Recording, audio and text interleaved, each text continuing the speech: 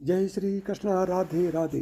प्रिय दोस्तों, नियमित रूप से तुलसी पूजन करने से घर के आर्थिक संकटों से छुटकारा मिलने के साथ साथ घर में सुख समृद्धि की प्राप्ति होती है। दोस्तों, हिंदू धर्म में तुलसी के पौधे को पवित्र और पूजनीय माना जाता है। शास्त्रों के अनुसार माना जाता है कि जिस घर में तुलसी का पौधा होता है वहाँ पर कभी भी नकारात्मक ऊर्जा नहीं रहती, हमेशा सकारात्मक ऊर्जा का ही वास रहता है। इसके साथ ही भगवान विष्णु और माता लक्ष्मी का आशीर्वाद हमेशा बना रहता है उस घर में। इसलिए नियमित रूप से तुलसी की पूजा जरूर करनी चाहिए और उसमें जल भी देना चाहिए। और दोस्तों, तुलसी को जल देते समय यह 3 शब्द जरूर बोलने चाहिए, इससे आपकी हर मनोकामना पूर्ण हो जाती है।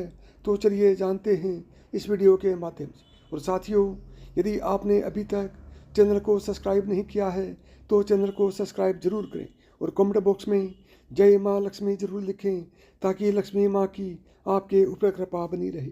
साथियों, एक बार फिर बताता हूँ, आगे बढ़ने से पहले वीडियो को एक लाइक कर दें और चैनल को सब्सक्राइब करके कमेंट बॉक्स में जय माँ लक्ष्मी मेरे घर जरूर आना ऐसा लिख दें।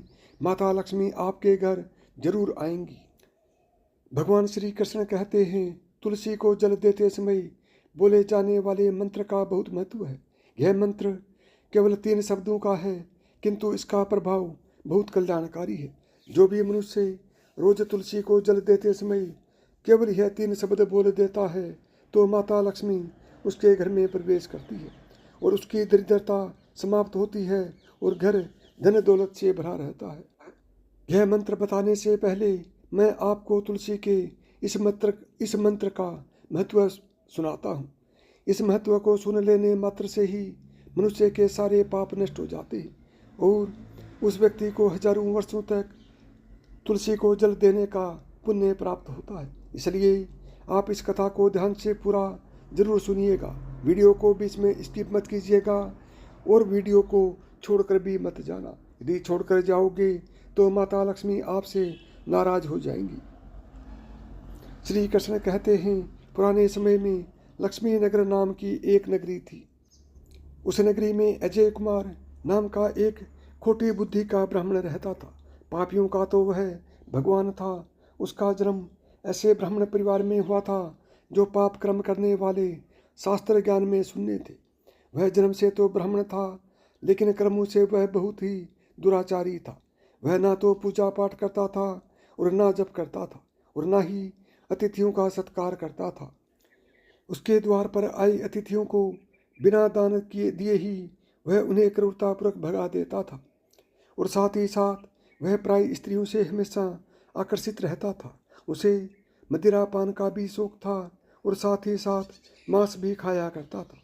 वह दिन में काम करके पत्ते बेचकर जीविका चलाया करता था और रात्रि में वैश्याओं के साथ रहता था। इसी प्रकार से उस ब्राह्मण ने अनेक वर्षों तक जीवन व्यतीत किया। फिर एक दिन वह मंदबुद्धि बेचने के लिए पत्ते इकट्ठे करने लगा और पत्ते इकट्ठे करते करते एक ऋषि की वाटिका में घूमने लगा और पत्ते तोड़ने लगा। तभी एक काले सर्प ने उस ब्राह्मण को काट दिया और उसी समय पर उसकी मृत्यु हो गई। इसके बाद उस स्थान पर 2 यमदूत आते हैं और उसे उठाकर यमलोक ले जाने लगते हैं। रास्ते में यमदूतों को देखकर वह विचलित हो जाता है और रोने लगता है और दूतों से कहता है, मुझे कहाँ ले जा रहे हो? मुझे छोड़ दो, मेरे प्राण छोड़ दो, मुझे बख्श दो। लेकिन यमदूत उसे यह कहते हुए ले जाते हैं कि अरे पापी, तेरे पापों का घड़ा भर चुका है। तेरे कर्म बहुत ही खराब थे, इसलिए तुझे सांप ने काट लिया। अब तो यमराज जी तुझे घोर नरक में ही डालेंगे। और फिर कुछ ही देर में ब्राह्मण यमलोक पहुंच जाता है और यमराज के सामने खड़ा हो जाता है। चित्रगुप्त उस ब्राह्मण का लेखा जोखा निकालते हैं और यमराज से कहते हैं, धर्मराज, इस ब्राह्मण ने बचपन से लेकर के अभी तक पाप ही पाप किए हैं। इसने कभी भी कोई पुण्य काम नहीं किया है। और फिर धर्मराज अपने दूतों से कहते हैं, हे दूतों, तुम इस घोर पाप करने वाले ब्राह्मण को उठाकर ले जाओ और इसे नरक में डाल दो। और फिर यम के दूत उस ब्राह्मण को ले जाते हैं और नरक की भयंकर आग में उसे धकेल देते हैं।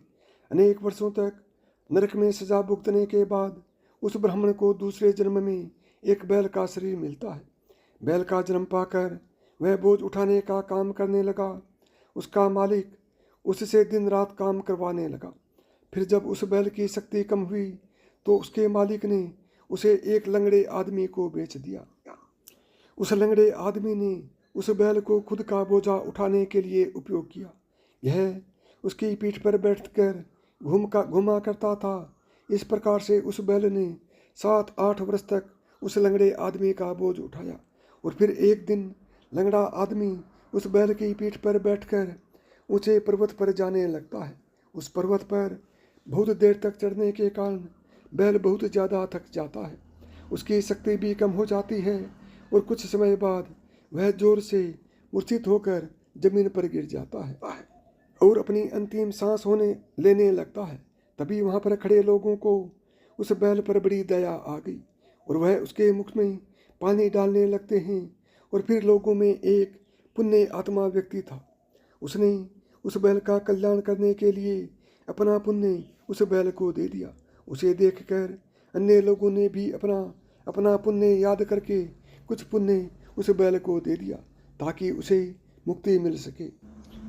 और इसी भीड़ में एक वेश्या भी खड़ी हुई थी। सभी लोग अपना पुण्य उस बैल को दे रहे थे।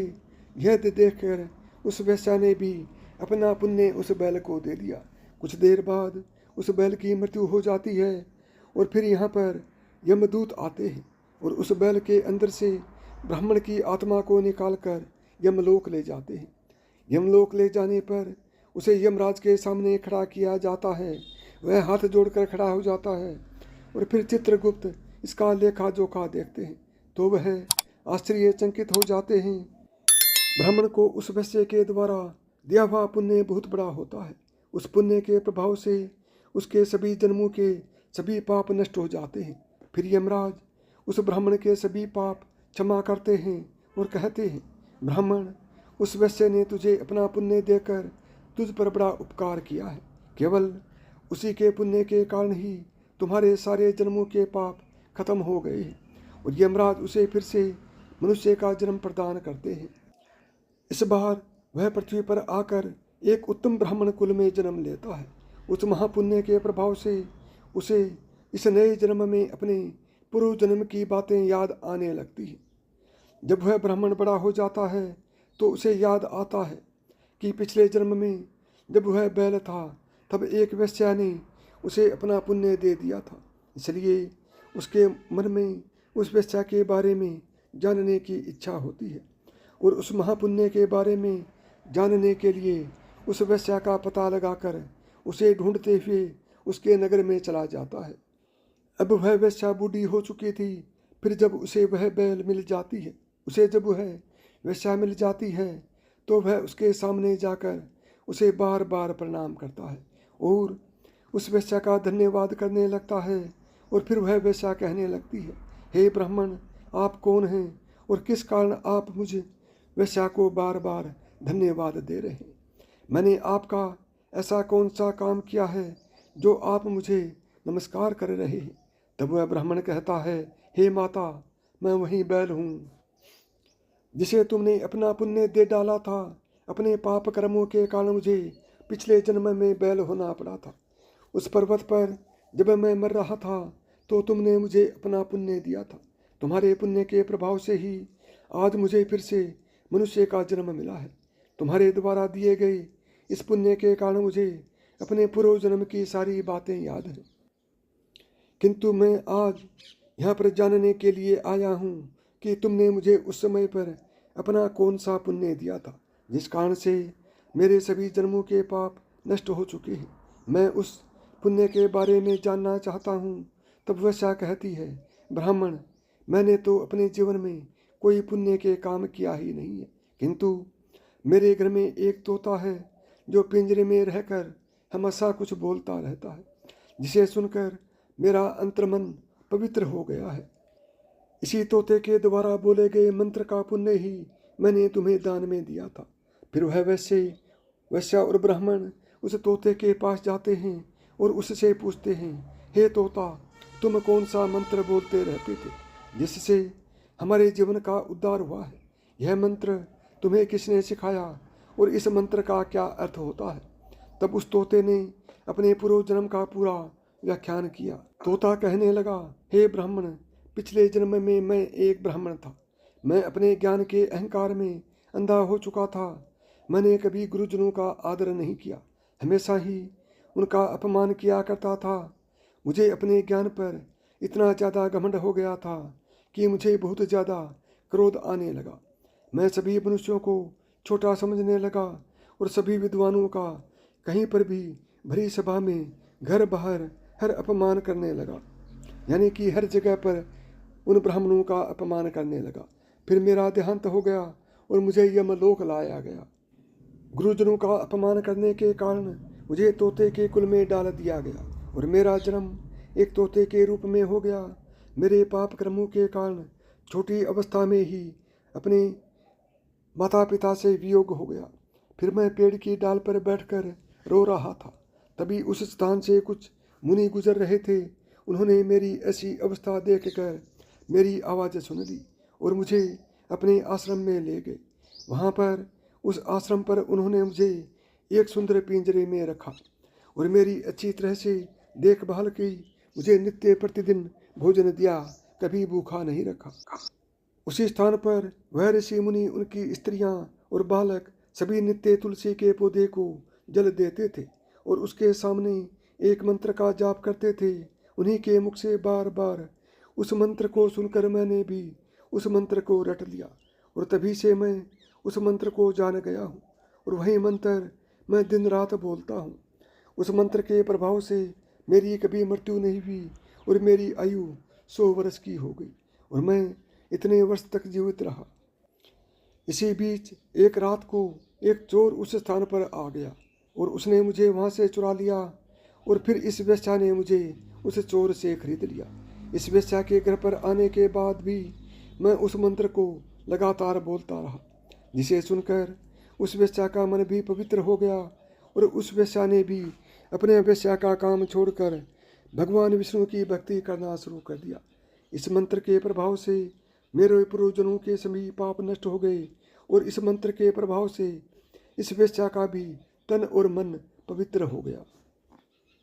और ब्राह्मण देव, आप भी इसी मंत्र की वजह से पाप मुक्त हो गए। इस प्रकार से तोते ने उस ब्राह्मण और वेश्या को अपने पूर्व जन्म की सारी बातें बताई, जिसे सुनकर वह ब्राह्मण और वेश्या दोनों ही अत्यंत प्रसन्न हुए और फिर वह दोनों ही रोज तुलसी को जल देकर उस मंत्र का जाप करने लगे। फिर वह तोता, वैश्य और ब्राह्मण तीनों उस मंत्र के प्रभाव से दिव्य विमान में बैठकर विष्णु लोक को चले गए। तो देखा आपने, केवल तुलसी के इस मंत्र के प्रभाव से उस तोते के, उस वैश्य के और उस ब्राह्मण के सभी पाप नष्ट हो गए। इसलिए प्रत्येक मनुष्य को रोज तुलसी को जल देते समय इस मंत्र का उच्चारण अवश्य करना चाहिए। मंत्र इसे कुछ इस प्रकार से है, इसे ध्यान से सुनो। ओम वृंदावन स्वाहा, ओम वृंदावन स्वाहा। श्री कृष्ण कहते हैं कि जो भी स्त्री रोज तुलसी के समक्ष इस मंत्र का उच्चारण करेगी वह सौभाग्यशाली बनेगी। जो भी पुरुष तुलसी के सामने इस मंत्र का उच्चारण करेगा उसे अक्षय धन की प्राप्ति होगी। जिस घर के सामने नित्य तुलसी की पूजा की जाती है उस घर में साक्षात लक्ष्मी का वास होता है। तुलसी का यह मंत्र समस्त फलों को प्रदान करने वाला है। जो भी तुलसी के सामने इस मंत्र का उच्चारण करेगा उसे संपूर्ण सिद्धियां प्राप्त होंगी।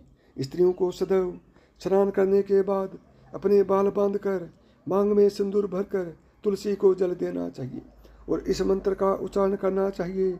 और अभी तक आपने कमेंट बॉक्स में जय माँ तुलसी नहीं लिखा है तो अभी जय माँ तुलसी लिखिए, ताकि माता लक्ष्मी आपके घर में आकर निवास करने लगे। रोज तुलसी के पौधे की परिक्रमा करनी चाहिए, इससे सभी दोष नष्ट हो जाते हैं। नित्य शाम के समय तुलसी के पास दीपक जलाना चाहिए और तुलसी के पास बैठकर भगवान विष्णु की आराधना करनी चाहिए। तुलसी के पास दीपक जलाने से मनुष्य को धन धान्य की प्राप्ति होती है। हजारों अमृत घड़ों से नहाने पर भी श्री हरि की उतनी तृप्ति नहीं होती जितनी वह मनुष्य के द्वारा तुलसी का एक पत्ता चढ़ाने से प्राप्त करते हैं। लाखों गाय के दान से मानव जो फल प्राप्त करता है, वही फल तुलसी पत्र के दान से पा लेता है। जो मृत्यु के समय अपने मुख में तुलसी का पत्र का जल पा जाता है, वह संपूर्ण पापों से मुक्त होकर श्री कृष्ण के धाम जाता है। श्री कृष्ण कहते हैं कि पूर्णिमा, अमावस्या, द्वादशी और सूर्य संक्रांति के दिन मध्याह्न काल रात्रि और असोच के समय तेल लगाकर बिना स्नान किए अथवा बिना हाथ पैर धोए रात्रि के वस्त्र पहनकर तुलसी के पत्र तोड़ना पाप माना जाता है। ऐसा आप बिल्कुल भी ना करें, भूल कर भी ना करें, गलती से भी ना करें। श्राद्ध, व्रत, दान, प्रतिष्ठा तथा देव पूजा के लिए तोड़े हुए तुलसी के पत्ते बासी होने पर भी 3 रात्रि तक पवित्र ही रहते हैं। तुलसी की मंजरी सभी फूलों से बढ़कर मानी जाती है। मंजरी तोड़ते समय उसमें पत्तियों का रहना भी आवश्यक माना गया है। पुण्य भाव से पौधे को हिलाए बिना तुलसी के अग्रभाग को तोड़ना चाहिए। इससे पूजा का फल लाख गुना बढ़ जाता है। तुलसी के पत्ते को कभी नाखून से नहीं तोड़ना चाहिए, इससे पाप लगता है। रात्रि में तुलसी के पौधे को स्पर्श न करें अथवा उसके पत्ते ना तोड़ें, ऐसा करना अशुभ माना गया है। तो चलिए इसके साथ में यह भी जान लेते हैं कि किस समय तुलसी को जल चढ़ाएं और किस समय बिल्कुल नहीं चढ़ाना चाहिए। शास्त्रों के अनुसार सूर्य उदय के समय तुलसी के पौधे में जल चढ़ाना उत्तम माना जाता है। इसलिए स्नान के बाद सूर्य उदय के समय तुलसी में जल चढ़ाएं। ऐसा करने से घर में सुख समृद्धि आती है और आर्थिक संकट से निजात मिलती है। इसके साथ ही घर का वातावरण सही रहता है और कई बार देखा गया है, अधिकतर लोगों की आदत होती है कि सप्ताह में हर एक दिन तुलसी के पौधे में जल चढ़ाते हैं, लेकिन ऐसा करने की मनाही है। माना जाता है कि रविवार के दिन तुलसी के पौधे में जल नहीं चढ़ाना चाहिए, क्योंकि वह इस दिन आराम करती है। इसके अलावा एकादशी के दिन भी जल नहीं चढ़ाना चाहिए, क्योंकि इस दिन तुलसी विष्णु जी के लिए निर्जला व्रत रखती है। यदि आपको मेरी बताई हुई बातें पसंद आई हों तो वीडियो को लाइक करें, ज़्यादा से ज़्यादा दोस्तों में शेयर करें। यदि चैनल पर पहली बार आए हैं या चैनल को अभी तक सब्सक्राइब नहीं किया है तो चैनल को सब्सक्राइब करें, ऑल बटन को दबाएं, ताकि मेरे आने वाले प्रत्येक वीडियो का नोटिफिकेशन आपको सबसे पहले मिले।